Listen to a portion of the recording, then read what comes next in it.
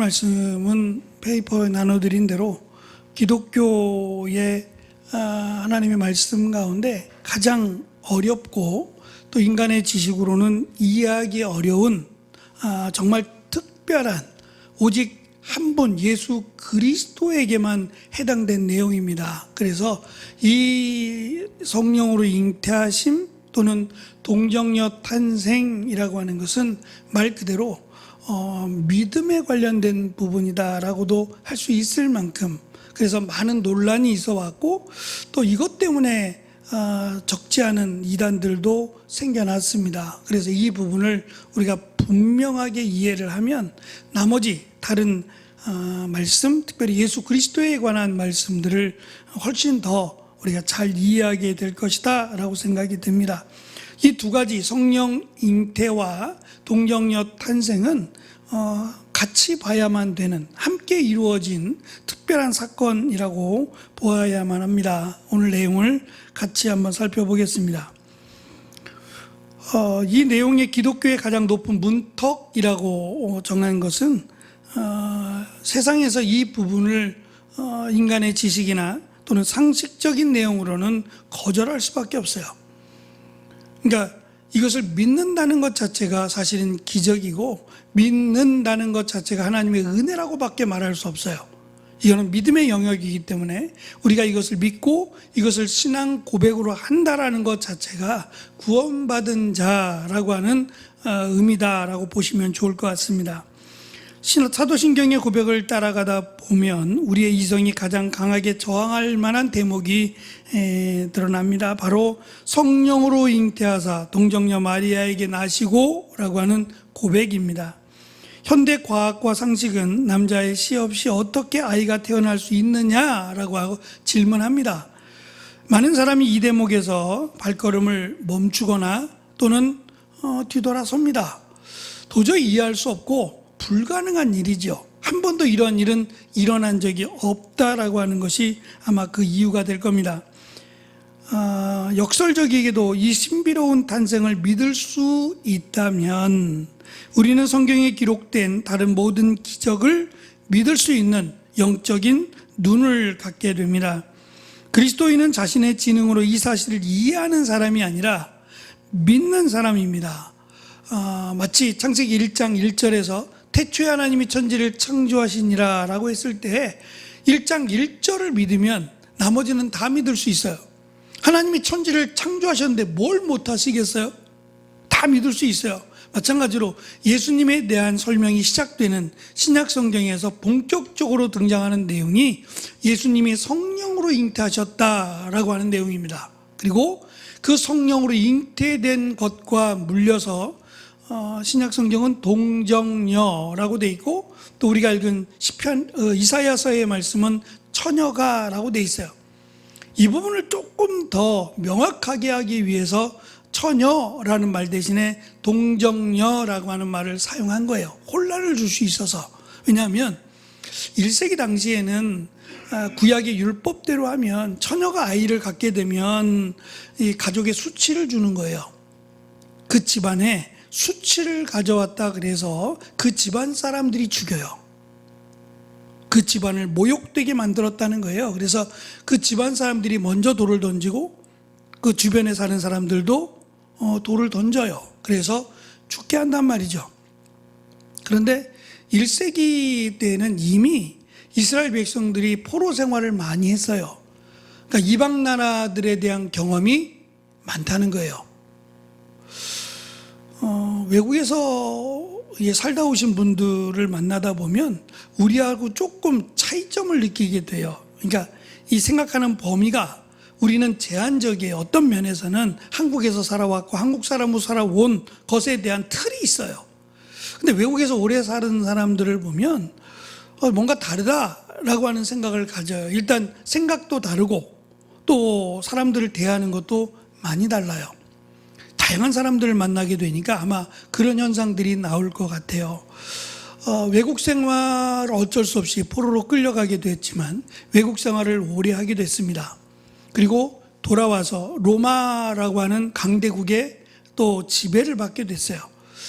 이제 그러면서부터 율법이라고 하는 것들이 제대로 지켜지지 않았어요. 이미 포로로 끌려가면서부터 또 남아있던 자들에게 율법은 처음 하나님께서 주셨던 그 율법의 기능을 제대로 하지 못해요.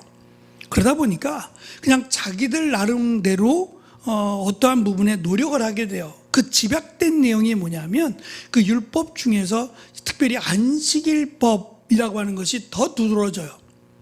안식일은 하나님이 기쁨으로 주시는, 말 그대로 안식이라고 하는 말이 쉰다는 거거든요. 일주일 동안 6일 동안 열심히 일했으니까 하루는 쉬라는 거예요. 근데 그 쉼이라고 하는 것이 가능한 이유가 하나님이 먹이시고 하나님이 입히신다라는 걸 믿을 때 가능해요. 그게 불안하면 어떻게 쉬어요? 근데 하나님은 분명하게 토요일 날 그 다음에 먹을 수 있도록 이틀치라고 하는 식량을 주셨어요. 그것이 만나의 기적인데 이틀치를 거두게끔 허락하신 겁니다. 근데 만나가 끝나고 나서도 하나님은 이 안식일을 지킬 수 있도록 도우셨어요. 딱 그만큼만, 넉넉하지도 않고 모자라지도 않게끔 딱 그만큼만 주셔서 하나님이 안식일을 지키도록 도와주셨어요. 근데 포로로 끌려가면서 과연 이 안식일에 대한 개념이 제대로 지켜졌을까요? 노예 생활하면서 안식일 개념은 지킬 수 없어요. 그냥 주인이 시키는 대로 그 나라의 주인들이나 그 나라의 법이 따라야 되니까 지킬 수 없어요. 그래서 그냥 안식일에 대한 부분도 희석되어 버렸어요. 그러다 보니까 돌아왔을 때 더 엉망이 되어버리니까 강화를 지킬 수밖에 없어서 자기 나름대로 안식일에는 물건을 들어서도 안 된다. 원래는 없는 겁니다. 없는데 만들었어요. 그래서 조금 더 강화를 시켰어요. 안식일 날 예수님이 제자들과 함께 안식일을 마을을 지나가시다가 제자들이 배가 고팠어요. 특별히 예수님이 밥때를 지키시지 않으셨어요. 아침, 점심, 저녁 때에 맞춰서 밥을 하거나 그런 일이 없겠죠. 그러니까 그러다 보니까 제자들이 그냥 지나가면서 이삭을 땄어요. 이삭을 따서 손으로 비벼서 그냥 생 거죠, 생 거. 생 이삭을 배가 고프니까 먹었단 말이죠.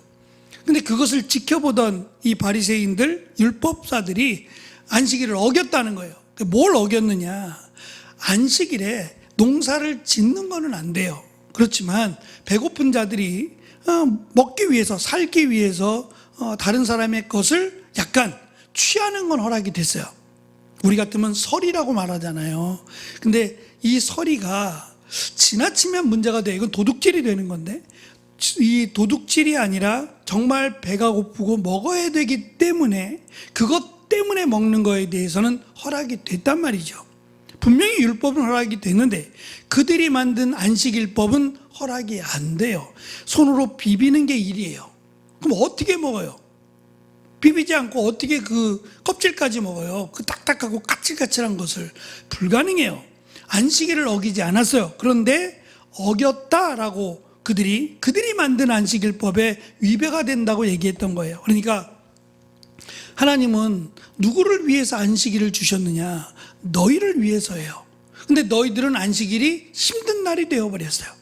더 피곤하고 더 힘든 날이 되어버렸어요. 너희들이 그렇게 만들었다고 말씀하고 있어요. 그래서 하나님께서 주신 그 하나님의 법은 사실 우리가 이 땅에서 살아가면서 하나님을 잘 믿고 또 하나님 말씀대로 살아갈 때 누리게 될 하나님의 축복을 받게끔 돼 있어요.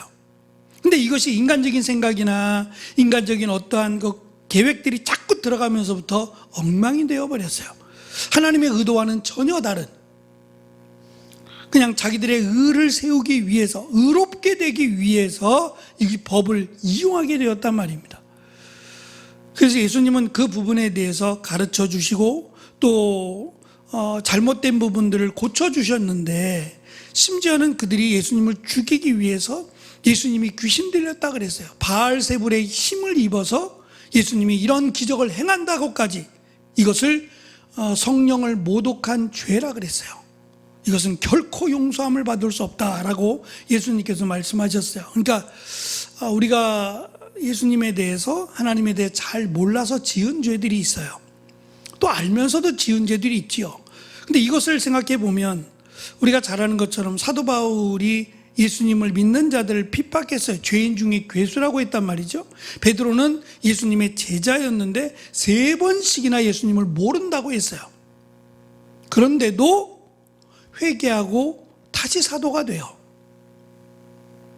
그러니까 이것은 성령 회방죄에 들어가지 않아요. 성령 회방죄는 분명히 예수님을 믿는다 하면서 믿지 않는 거예요. 오히려 예수님이 귀신 들렸다고 하거나 예수님을 오히려 하나님의 아들로서가 아니라 다른 잘못된 것들로 오히려 그렇게 주장하고 그렇게 믿을 때 그것을 성령 회방죄라고 불러요.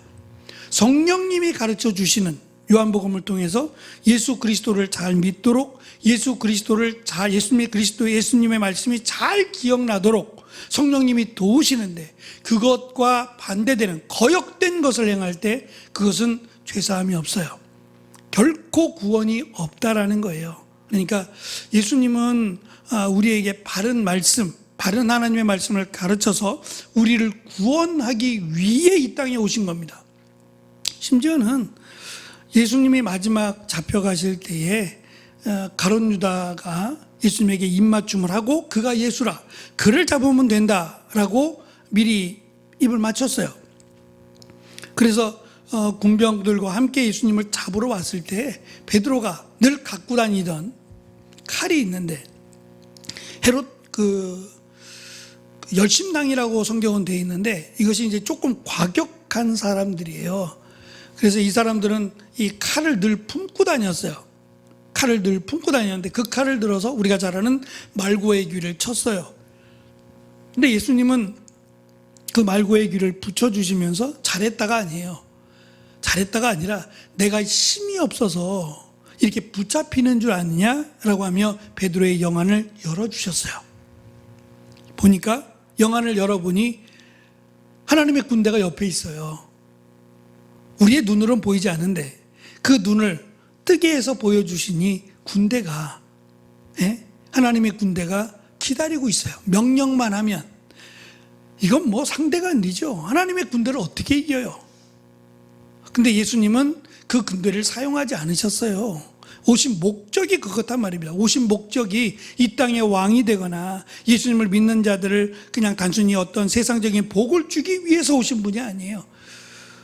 우리의 죄를 사해 주기 위해서 오셨는데 그 오심에 대한 첫 번째 단추가 바로 이 동정녀와 성령 잉태입니다. 이것을 이해하지 않으면 다른 제자들, 예수님을 따르던 무리들과 똑같을 수밖에 없어요.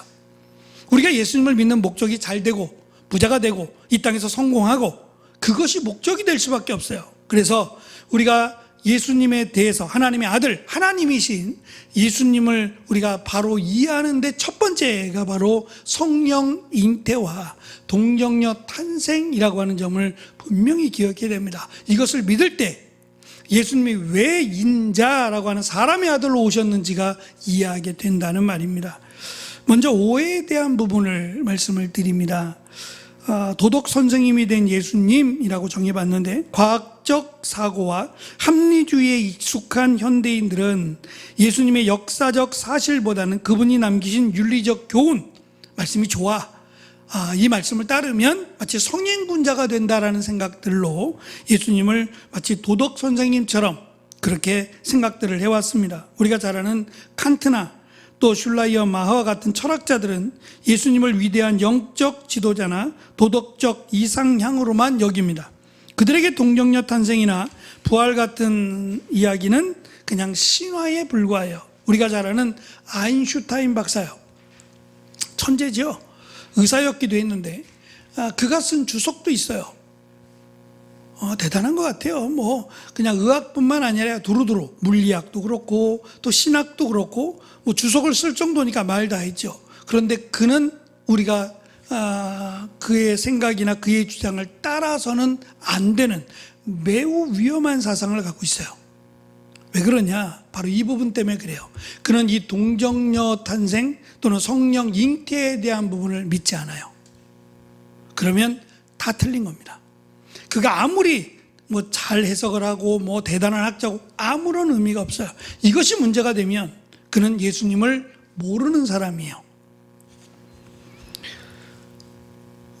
그들은 예수님이 진짜 동정녀에게서 태어났는지 중요하지 않습니다. 그분의 가르침대로 사랑하며 사는 것이 중요하다라고 주장을 합니다. 그래서 몇 가지, 일단 두 가지 잘못된 가르침을 살펴봅니다. 첫째는 로마 카톨릭의 무염시테론이라고 하는 건데요.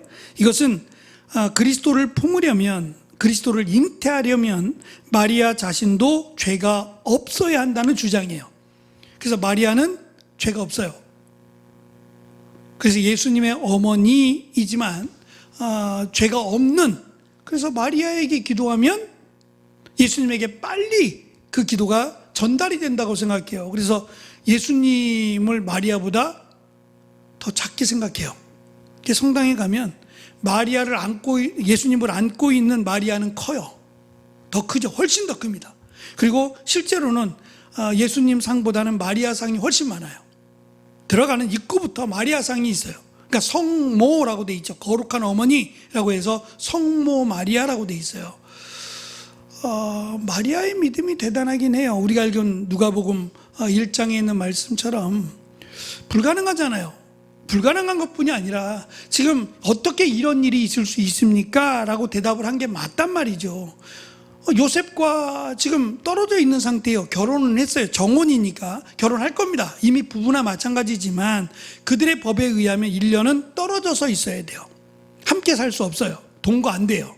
1년 동안은 각자들, 아내는 아내로서의 준비, 남편 될 사람은 남편 될 사람으로서의 준비하는 기간이었기 때문에 함께 살면 안 돼요. 근데 누구보다 요셉이 가장 잘 알겠죠? 아기를 갖게 된다? 불가능하지만 갖게 되었을 때 마리아는 이 결혼이 불가하다는 걸 알아요. 요셉의 아기가 아닌데, 요셉의 아이를 가져도 문제가 되겠지만 요셉의 아이가 아닌데 잉태가 됐다면 요셉이 어떻게 받아들이겠어요? 이걸 내가 어떻게 설명할 수 있겠어요? 지금 천사가 나에게 해준 대로 내가 성령으로 잉태가 됐어 라고 말하면 아멘 할까요? 요셉이? 그래서 요셉이 그 소문을 듣고 마태복음에 의하면 가만히 끊고자 했다 그랬어요. 그는 의인이라 마리아에게 해가 되지 않도록 하기 위해서, 이미 해가 됩니다. 근데 스스로 고발하지 않겠다는 얘기예요. 해가 되지 않기 위해서 그냥 가만히 없던 일로. 너무너무 속상해요. 이게 마리아가 되는 말을 했어야죠. 이 소문이 그냥 아기를 갖게 됐다는 소문이지 마리아로부터 들은 변명이 아니에요. 전에 들은 말이에요. 배가 불러오니까. 그래서 조용히 끊고자 했을 때 천사가 나타나서 가르쳐 주죠. 마리아 데려오기를 두려워하지 말라라고 하면서 그가 성령으로 잉태가 되었다. 과연 이 부분을 어떻게 이해했을까 궁금하긴 해요. 근데 요셉이 받아들입니다. 믿고 마리아를 데려옵니다. 어쨌든 마리아는 참 믿음이 있고 대단하긴 해요. 그렇지만 그가 가톨릭에서 주장하는 것처럼 죄가 없다라고 하는 건 결코 있을 수 없어요. 마리아는 우리와 똑같은 죄인입니다. 그런데 이 죄인임에도 불구하고 하나님의 아들이신, 하나님이신 예수님을 잉태할 수 있게 된 것은 딱 한 가지 이유 때문이에요. 성령으로 잉태가 되었기 때문에 가능한 거예요. 마리아라고 하는, 마리아를 택하신 건 분명히 은혜입니다. 은혜지만 그렇다 그래서 마리아가 예수님을 잉태했기 때문에 구원을 받는다거나 그는 죄가 없다거나 하는 것은 절대 있을 수 없어요. 그도 예수님을 잉태했지만 그도 예수님을 메시아로, 하나님으로 믿지 않았으면 구원이 없어요. 그래서 우리가 마리아를 유심히 보시면 성경에서 마리아의 믿음이 별로 없어요. 물론 요한복음에서는 그가 시키는 대로 하라라고 말은 하지만 그게 언제적의 상황인지는 알 수 없어요. 그러나 마리아의 모습을 이렇게, 어머니 마리아에 대해서 쭉 보시면 어머니 마리아가 예수님이 귀신 들렸다는 소문을 듣고 형제들, 동생들이죠. 동생들이 마리아와 함께, 그때 요셉은 없는데 마리아와 함께 예수님을 찾아가요. 병자를 고칠 때의 일이죠. 그때 예수님께서 이런 말씀하시죠. 누가 내 가족이냐? 지금 가족들이 왔는데 누가 내 가족이냐라고 말씀하세요. 진정한 가족은 예수님을 믿는 사람들이 내 가족이라는 거예요. 그러니까 혈통적인 가족은 의미가 없어요.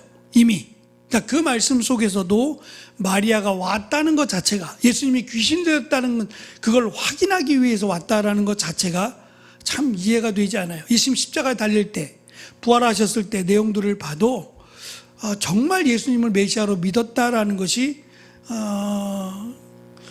우리가 생각할 때 나중에는 믿었겠죠. 분명히 나중은 믿었을 겁니다. 부활하신 뒤에 예수님을 만나고 믿었을 겁니다만, 그 전에는 정말 그만한 믿음이 있었을까 싶은 생각이 들어요. 어찌됐든 마리아의 무염시태로는 의미가 없고 잘못된 겁니다. 두 번째, 제세례파의 주장인데요. 그들은 예수님이 마리아의 몸을 통로로만 사용했다고 주장합니다. 이 주장의 위험성은 예수님이 우리와 같은 참된 인성을 취하지 않았다. 이건 참 어려운 얘기인데, 왜냐하면 예수님이 인간인데 그 인간이 우리와 다른 인간이라는 거예요. 어렵죠? 예수님이 인간인데 우리와 다른 인간이라는 거예요. 그러면 인간인데 인간이 아닌, 그러니까 이 부분은 어려운 부분이에요. 그러나 우리의 인간으로서 육신과 피를 가진 인간으로서 플러스가, 제가 늘 말씀드렸어요. 예수님은 인간이에요. 그러나 거기에 플러스가 있어요. 인간보다 위의 인간이에요. 그러니까 인간보다 모자라지 않아요. 완벽한 인간이다 보면 되는데 거기에 플러스가 들어가요. 그건 하나님의 영역이 더 들어가요. 인간의 하나님의 영역이 들어가요. 예수님에게만 해당되는 거예요. 완벽한 인간인데 이거 갖고는 안 되고, 예수님은 플러스 하나님의 속성이 들어가요. 일단 성령으로 잉태된 하나님이에요. 그래서 인간이다라고 말하지만 그 인간이다라는 말 플러스 반드시 하나가 더 가야 되는데, 메시아로 가거나 아니면 하나님으로 가야 돼요. 그래야 이것이 성립이 돼요. 근데 제세례파는 그게 아니라 예수님은 인간이 아니다가 되는 거예요. 인간이 아니다. 그냥 마리아는 배만 빌려줬을 뿐이다. 인간이 아니다라는 주장입니다. 이것도 매우 위험한 주장입니다. 그래서 제가 설명을 하나 더 달았어요. 예수님이 마리아의 살과 피를 유전적으로 그대로 이어받지 않았습니다. 말씀드린 것처럼 이미 아기가 되었어요. 성령으로 잉태가 된 상태로 마리아의 뱃속에 들어왔어요. 그러니까 유전자 결합이 없어요. 이미 아기로서 뱃속에 들어왔어요. 그럼 아기는 이미 그 난자와 정자가, 우리 같은 경우는 이게 합해져서 아기가 되면 그때부터는 아기는 스스로 만들어져요. 피가 생기고 기관도 스스로 만들어져요. 탯줄은 영양분만 공급해요. 피가 들어가면 큰일 납니다.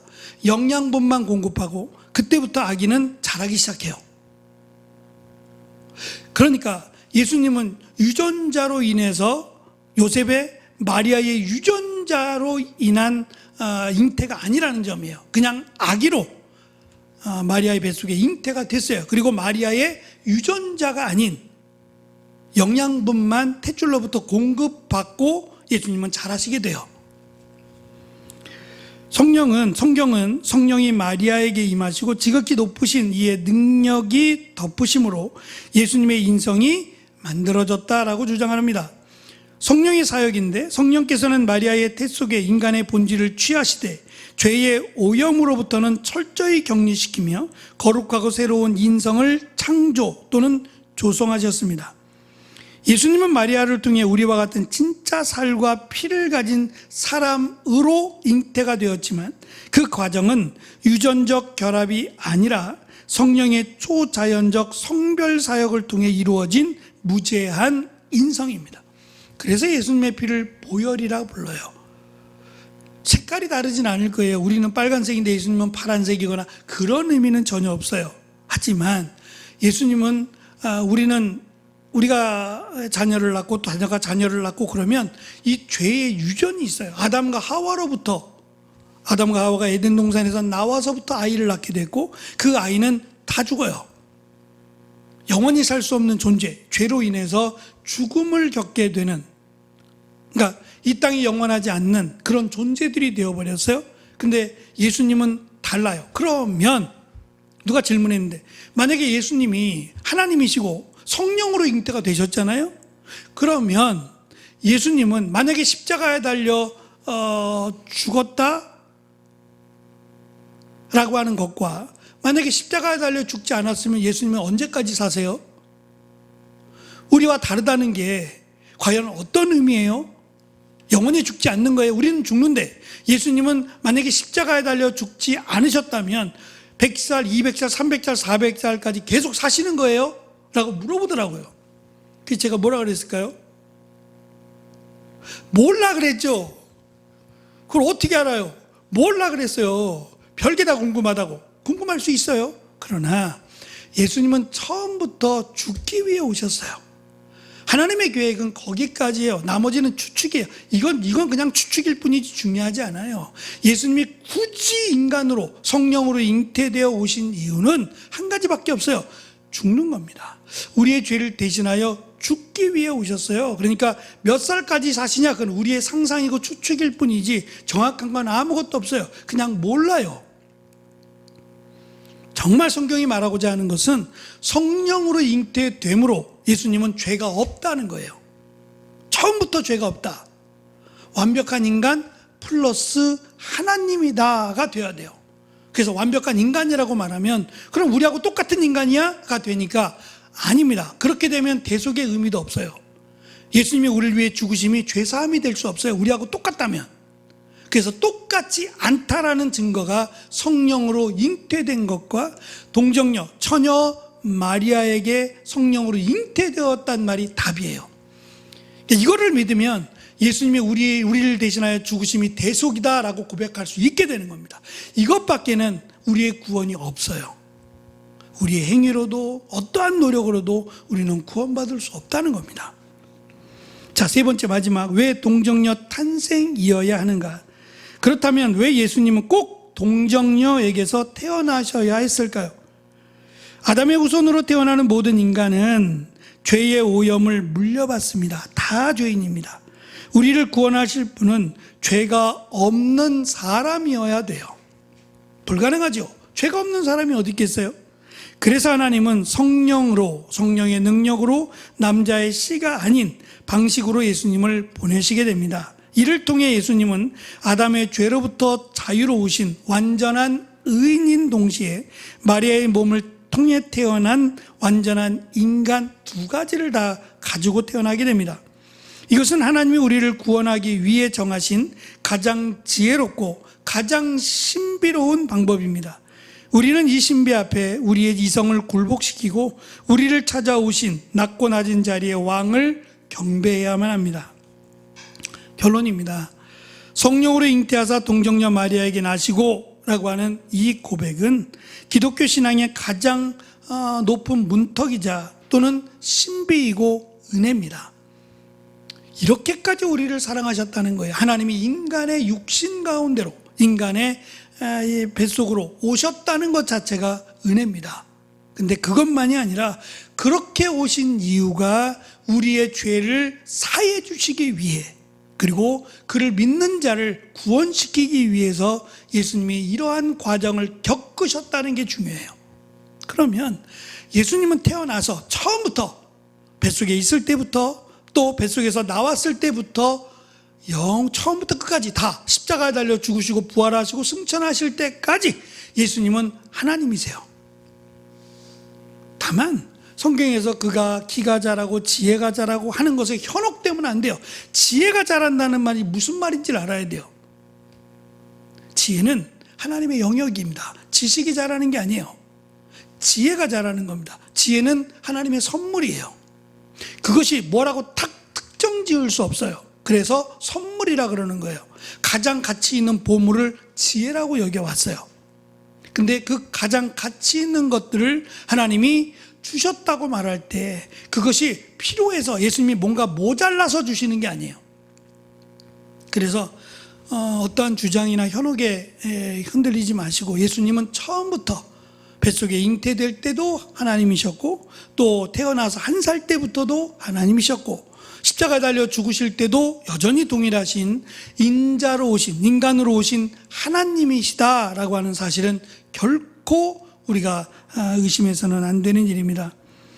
어쨌든 이렇게 오신 성령 잉태와 동정녀 탄생은 하나님의 신비입니다. 하나님의 비밀이고 이 비밀은 결국 구원으로 갑니다. 죄가 없으신 하나님이신 예수님이 인간으로 오셔서 이 땅에 우리의 죄를 위해 죽으심, 이것이 구원의 열쇠입니다. 다른 그 어떤 것으로도 구원을 받을 수 없어요. 오직 이 한 가지, 하나님의 비밀, 하나님의 신비라고도 할 수 있는 이것을 성경이 가르치고 있고, 이것을 믿는 자가, 그리고 입으로 시인하여 고백하는 자가 구원을 받습니다. 물론 그 다음은 그에 합당한 삶이 되겠지만 일단은 믿음입니다. 이 믿음이 없으면 우리는 구원이 없어요. 그러니까 예수 천국이라고 말할 때 그 예수가 말씀드린 나사렛 예수도 있고 갈릴리 예수도 있고 많단 말이죠. 그게 중요하지 않아요.